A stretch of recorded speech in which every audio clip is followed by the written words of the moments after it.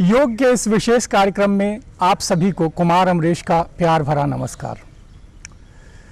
दोस्तों, योग भारतीय संस्कृति का प्राण है। जिस योग के बारे में आपने जाना या सुना है, योग वहीं तक सीमित नहीं है, बल्कि उससे भी कहीं और है। ईश्वर तक पहुंचने के वैसे तो कई मार्ग हैं, पर जिन 4 मार्गों का नाम लिया जाता है उसमें योग एक है।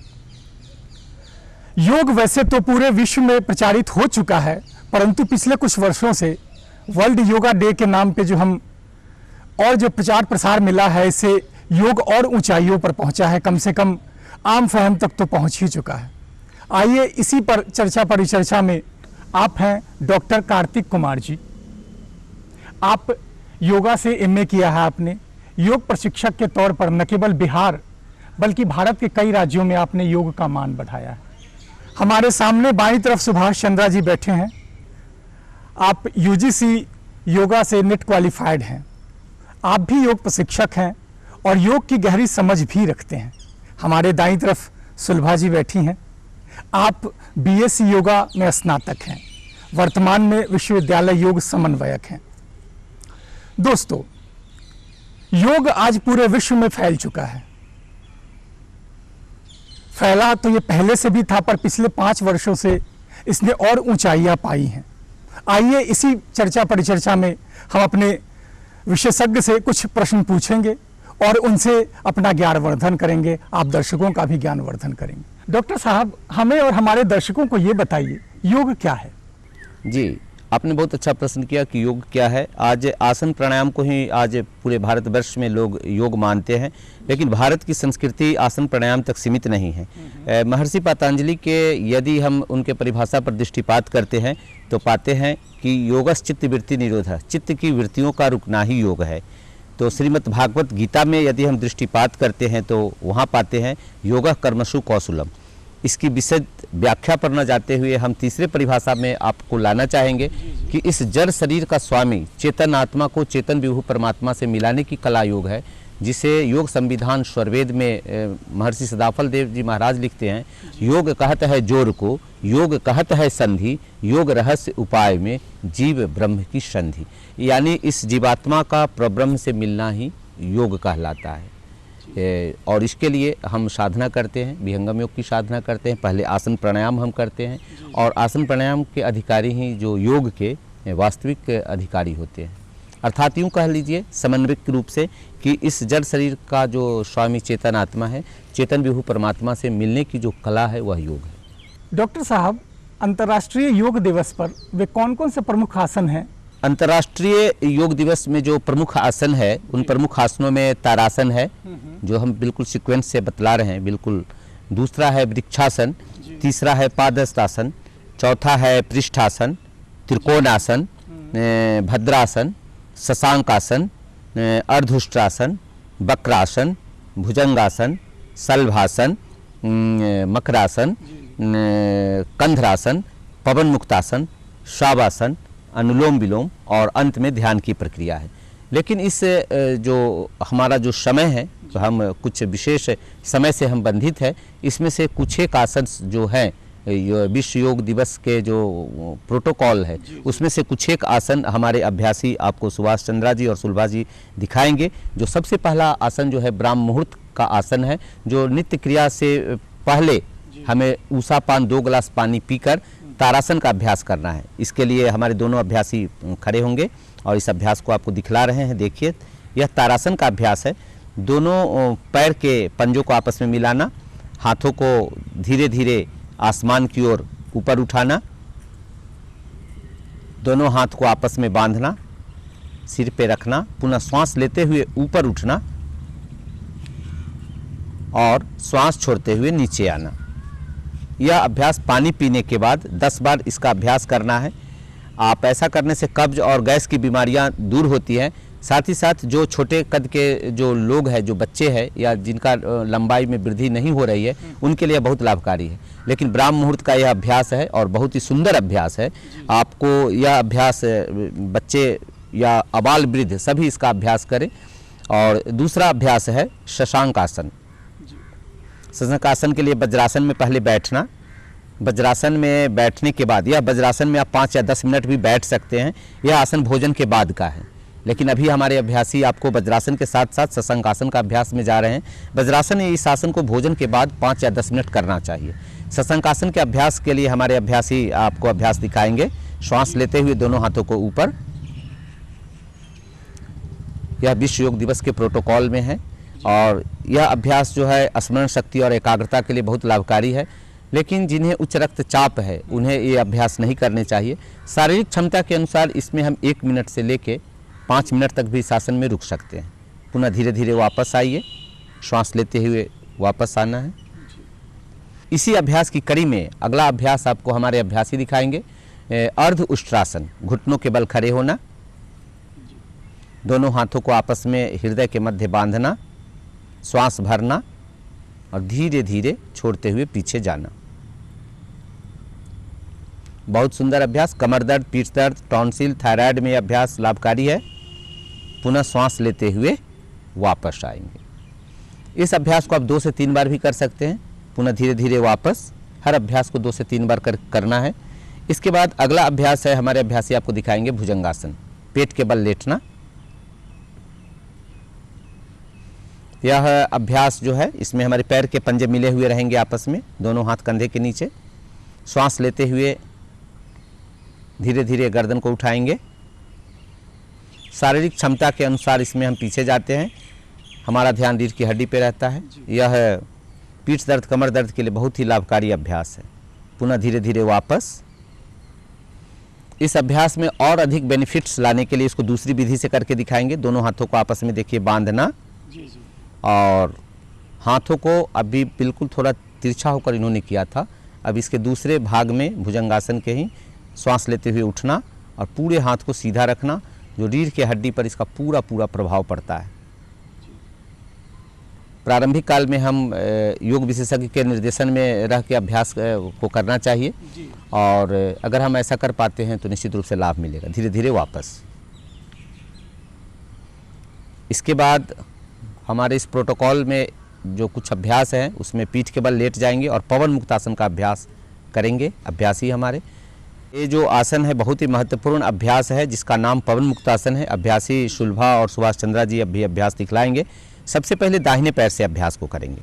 दाहिने पैर से दोनों हाथों को आपस में बांधना और श्वास छोड़ते हुए नाक घुटनों में सटाने का प्रयास करना। पैर के पंजा को आगे की ओर खींचना।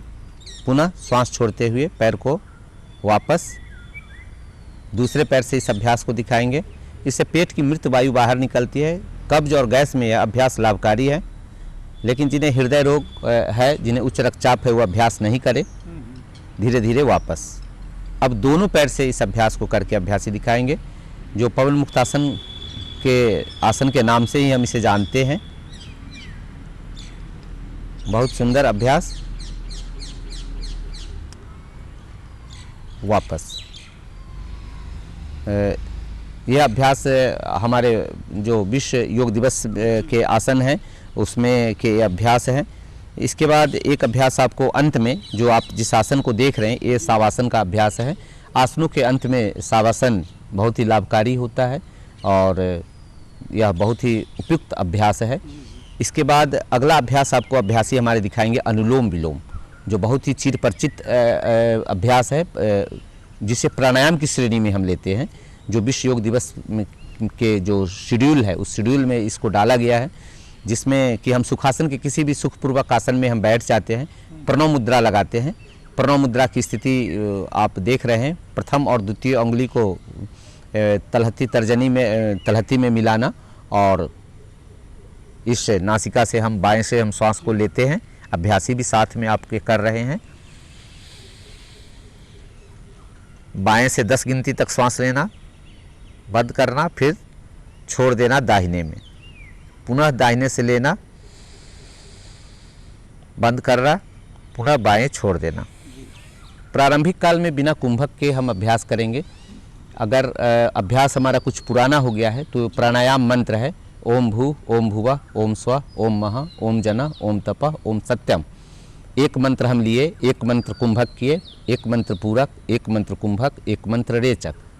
फिर दाहिने से एक मंत्र पूरक, एक मंत्र कुंभक, एक मंत्र रेचक, जिनका अभ्यास कम से कम 2-3 महीने कर लेते हैं उनको करना चाहिए। लेकिन जिनको ब्लड प्रेशर है, जिनको उच्च रक्तचाप है और जिनको हृदय रोग है, वो अंदर में कुंभक नहीं करेंगे। प्रारंभिक काल में योग विशेषज्ञ के निर्देशन में करें।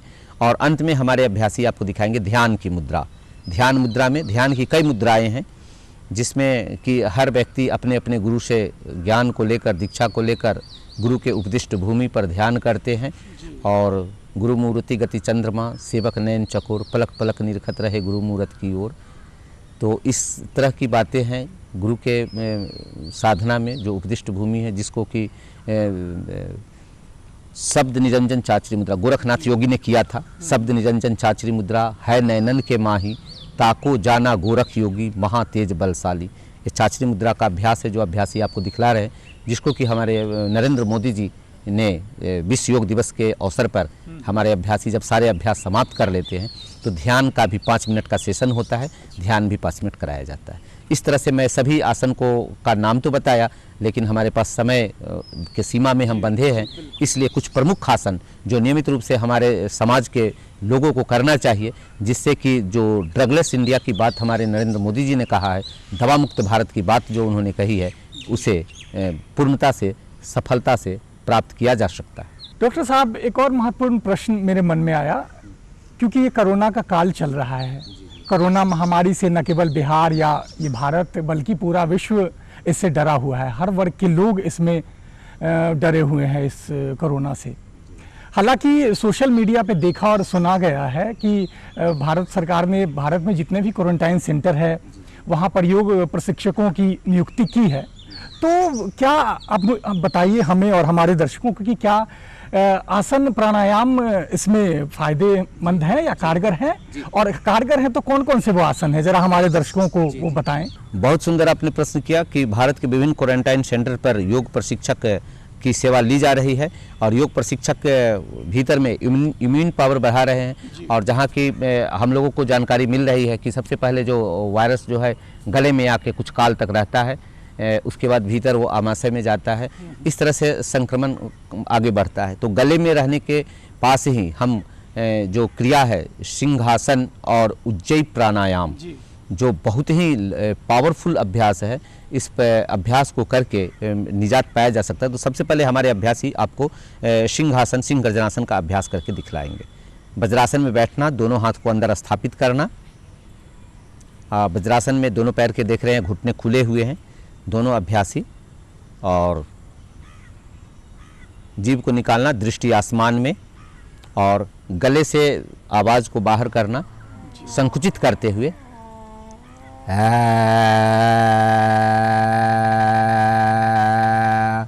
इस तरह से जो भी हमारे वायरस है जो बाहर आते, 3 बार अभ्यास को करके दिखाएंगे। हाथ की स्थिति रहती है इस पोजीशंस में, ऐसे जैसे कि आपके अभ्यासी करके बतला ही रहे हैं। इसमें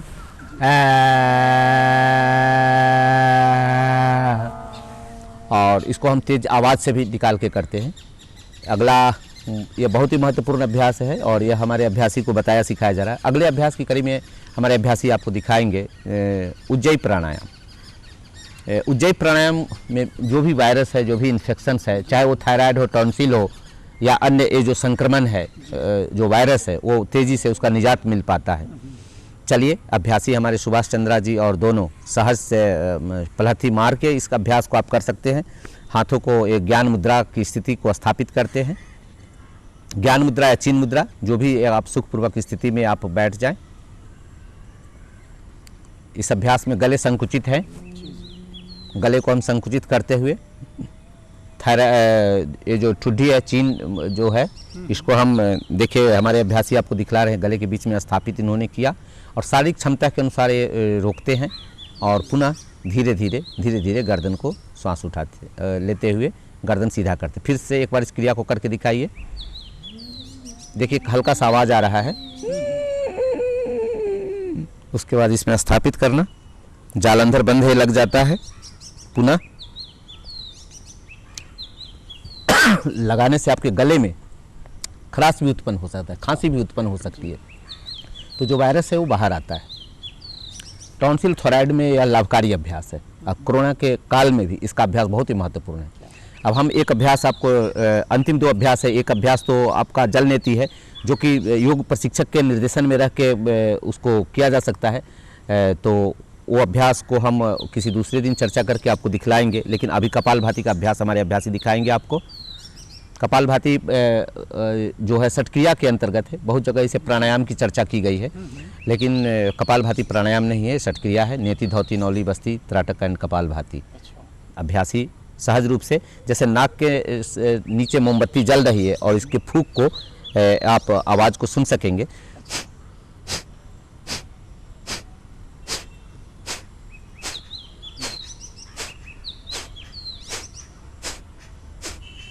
यानी 60 सेकेंड में 60 स्टॉक मारेंगे, 1 मिनट में 60 बार करेंगे।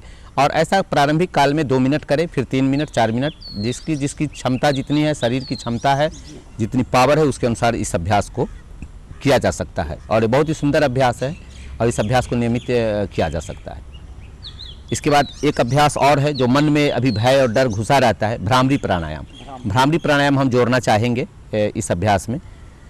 इसी आसन में दोनों हाथों को कान में ऐसा हम व्यवस्थित रखते हैं कि कान के बाहर की आवाज़ जो हमको प्रभावित न करे, और लंबी गहरी श्वास भरते हैं और भ्रमर का गुंजार हम बाहर करते हैं। अभ्यासी को देखिए, अभ्यासी दोनों अभ्यासी आपको, अभ्यासी द्वय सुभाष चंद्रा जी और सुलभा जी, जो दोनों अभ्यास को करके दिखा रही हैं।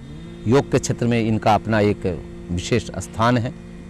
इन्होंने राजर्षि टंडन ओपन यूनिवर्सिटी में कोऑर्डिनेटर के पद पे रही। सुभाष चंद्रा जी भी बहुत अच्छे प्रशिक्षक हैं। इसको हम 5 से 10 बार करेंगे, धीरे धीरे वापस। ये जो अभ्यास है ये गुरु के निर्देशन में रह के करना चाहिए। कहा गया है बिना गुरु जो साधा योग, छीजे काया बाढ़े रोग। तो गुरु के निर्देशन में रह के करना चाहिए, तो हमें लाभ बहुत जल्द मिल जाता है। और सरकार भी यदि इस ओर ध्यान देती है तो कोरोना का इस काल में अगर योग प्रशिक्षक अगर जगह जगह सभी जगह अगर आ जाए तो कोरोना ऐसे ही चला जाएगा। यह मेरा अपना अनुभव है। कार्तिक जी, आपका योग में 40 वर्ष पिछला बीता है और कहा जाए कि योग को न केवल आपने किया या करवाया है बल्कि योग जिया भी है। तो आप हमारे दर्शकों को वो कौन कौन से महत्वपूर्ण ग्रंथ हैं योग के, जरा उस पर चर्चा करें, और वो कौन सा ग्रंथ है जिसने आपके जीवन में बदलाव लाया है? योग के जिन ग्रंथों की जो भूमिका आज समाज के अंदर प्रतिष्ठित है, उसमें घेरन संहिता है, हठयोग प्रदीपिका है, पातंजल योग सूत्र है, शिव संहिता है, उपनिषद है। इन ग्रंथों के साथ साथ गीता का भी अध्ययन योग शास्त्र के अंतर्गत किया जाता है। और इसके बाद ये सारे ग्रंथ जो है, जो यूजीसी नेट में जो अभी विषय नया हमारे बीच में आया है, इन पुस्तकों से मैं भी प्रभावित हुआ हूँ और ये हमारे जीवन में बहुत सारे प्रभावित किया। लेकिन हमारे जीवन में जो अमूल परिवर्तन जो किया है वह एक पुस्तक है स्वरवेद, जिसको सद्गुरु सदाफल देव जी महाराज ने अपने 17 वर्ष की कठिन तपस्या के बाद उस योग संविधान स्वरवेद को लिखा, जिसके पढ़ने मात्र से, जिसको स्वाध्याय मात्र से, जिसके वाचन मात्र से जो मन में दुर्गुण है, विचार है, वो नष्ट होने लगता है, मन एकाग्र होने लगता है, विचार की शुद्धिकरण आ जाती है। व्यक्ति के अंदर साहस, धैर्य, क्षमा, शांति, विवेक, यह स्वतः ये सारे गुण हैं आने लगते हैं। और शरीर में जो एक स्फूर्णा है, एक जो उसको यूँ कहिए कि एक जो भीतर की जो एनर्जी है वह उत्पन्न होने लगता है। यूँ कहिए तो यह आत्मा की ध्वनि को सुनने का सामर्थ्य जो है, जो यह उत्पन्न करता है स्वरवेद। हमारे जीवन में स्वरवेद बहुत परिवर्तन लाया। इसके बारे में मैं कहूँगा जो भी योग जगत से जुड़े हुए लोग हैं उनके जीवन में एक बार स्वरवेद आए और स्वरवेद का स्वाध्याय करें। सारे ग्रंथों का तो स्वाध्याय करें, लेकिन स्वरवेद का भी स्वाध्याय करें, उनके जीवन में बहुत परिवर्तन आएगा। साथ में मैं एक पुस्तक और मैं बतलाना चाहूँगा, अष्टांग हृदय, जिसको वांग भट्ट जी ने लिखा है, तो वह भी पुस्तक पठनीय है, उसको भी पढ़ना चाहिए। और अंत में स्वरवेद को भी पढ़ना चाहिए, क्योंकि मेरे जीवन को इतना पुष्पित और पल्वित किया है जिसको कि मैं वाणी से व्याख्या, मेरे लिए शब्द नहीं है कि स्वरवेद हमें किस तरह से क्या कुछ दे गया है। सुभाष जी, मेरा एक प्रश्न आपसे भी है। आज के माता पिता, क्योंकि ये सोशल मीडिया का ज़माना है, सोशल मीडिया का दौर है, इसमें बच्चे मोबाइल पे बहुत ही ज़्यादा उनका समय जा रहा है और वो बड़े तनाव में है, तो कोई ऐसे आसन या कुछ ऐसा है योग जो उन्हें दे सकता है और उनके जीवन को जरा आसान बनाए? बहुत ही सुंदर प्रश्न है, हम इस पे चर्चा करना चाहेंगे। यह बहुत ही महत्वपूर्ण प्रश्न है। और मेरे अध्ययन के वक्त जब मैं अध्ययन कर रहा था तो हमारी आश्रम व्यवस्था में कहा गया कि जब पढ़ाई के वक्त हमें बतलाया गया कि हमारे शरीर में एक पीनियल ग्लैंड होता है जो हमारे ब्रेन में होता है, और वह पीनियल लगभग 11-12 साल तक की अवस्था में वह हमारे शरीर तक मौजूद रहता है, लेकिन जैसे जैसे एज बढ़ता है वैसे वैसे पीनियल की जगह पिट्यूटरी ग्लैंड स्थान अपना लेने लगता है। और जब पिट्यूटरी ग्लैंड स्थान लेने लगता है तो हमारे शारीरिक बहुत सारे बदलाव आते हैं, मानसिक बदलाव आते हैं, भावनात्मक बदलाव आते हैं, और उस बदलावों को सहना बच्चों के लिए थोड़ा सा असह्य होता है। तो उस अवस्था में हमारे वेदों में, हमारे शास्त्रों में बतलाया गया, हमारे योग में बतलाया गया कि 4 बहुत ही महत्वपूर्ण चीज हैं जो बच्चों को देना चाहिए। और खास करके जब हम अपने अतीत की बातों को याद करेंगे तो पता चलेगा कि हमारे अतीत में हमारे जो गुरुकुल प्रणाली थी, उस गुरुकुल प्रणाली में उपनयन संस्कार दिया जाता था, और उपनयन संस्कार के जरिए वहां के जो कुल गुरु होते थे वह बच्चों को 4 प्रकार की शिक्षा दिया करते थे। उसमें से जो ये सभी यौगिक शिक्षा थी, और जो पहला जो उसका प्रकार था वह बच्चों को सबसे पहले सूर्य नमस्कार सिखलाया जाता था। उसके बाद उसे गायत्री मंत्र का अभ्यास कराया जाता था। उसके बाद उसे शांभवी मुद्रा दिया जाता था, और साथ ही साथ उसे नाड़ी शोधन प्राणायाम का अभ्यास भी कराया जाता था। इन चारों अभ्यासों को करने के उपरांत बच्चों के जो बदलाव होते थे वह सहनीय होते थे, और वह बच्चा धीरे धीरे अपने वातावरण के साथ एडजस्ट समायोजित करता था, और साथ ही साथ एक कुशल और उचित मार्गदर्शन में एक बहुत ही संपूर्ण मानव बनता था। तो हम चाहेंगे कि हमारे सहपाठी हमारे बगल में बैठी हैं, हम उनसे चाहेंगे कि ये जो 4 अभ्यास है उनमें से पहला अभ्यास शांभवी मुद्रा का अभ्यास आप जरूर बतलाएं कि शांभवी मुद्रा का अभ्यास हम कैसे करते हैं।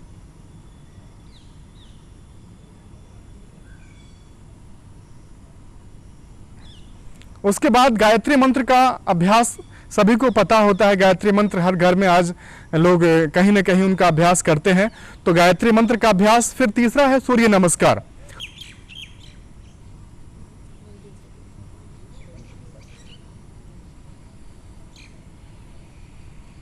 वन 2 3 4 5 6 7 8 9 10 11 12। बैठ जाइए। इस प्रकार इसे हम पुनः दोहराएंगे और लगभग 4 से 5 चक्र तक जरूर बच्चों को कराना चाहिए। और जो अंतिम है वह नाड़ी शोधन प्राणायाम है। नाड़ी शोधन प्राणायाम में हम पहले किसी विशेष मुद्रा में बैठते हैं, उसके बाद अपने नॉस्ट्रिल पे अपने दोनों अंगुलियों को ले जाते हैं। फिर नाड़ी शोधन प्राणायाम में हम सांस लेते हैं, सांस रोकते हैं और सांस छोड़ते हैं।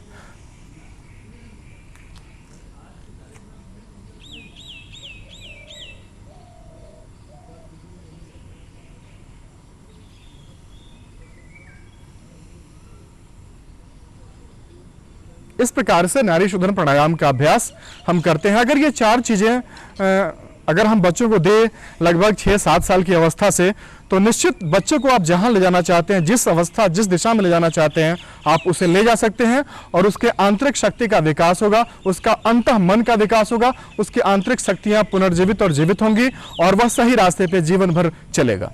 तो दोस्तों, आपने कई सारे आसन प्राणायाम सीखे होंगे, आशा करता हूँ। हमारे डॉक्टर साहब ने जो जानकारी दी, जिन पुस्तकों के बारे में, जिन ग्रंथों के बारे में आप तक जानकारी पहुंचाई, आशा करता हूं आप उसको पढ़ेंगे, आप उससे जुड़ेंगे। हमारे साथ इस बातचीत में शामिल हुए तीनों विशेषज्ञों को मैं धन्यवाद देता हूं, डॉक्टर कार्तिक जी का भी, सुभाष चंद्रा जी का भी और सुलभा जी का भी। दोस्तों, आशा करता हूं आपने इस कार्यक्रम से लुत्फ उठाया होगा, आनंद लिया होगा, और यह भी आशा करता हूं कि आप अपने जीवन में योग को अपनाएंगे। न केवल अपनाएंगे बल्कि कम से कम 10 मिनट तो समय जरूर ही निकालेंगे। इस भागम भाग भरे माहौल में योग का आपके जीवन में होना अति आवश्यक है। तो आशा करता हूं आप अपने जीवन में योग को अपनाएंगे और इस कथन के साथ कि सर्वे भवन्तु सुखिनः सर्वे सन्तु निरामया, सभी सुखी रहें, सभी निरोग रहें, इसी कामना के साथ मैं आपसे विदा लेता हूं। नमस्कार।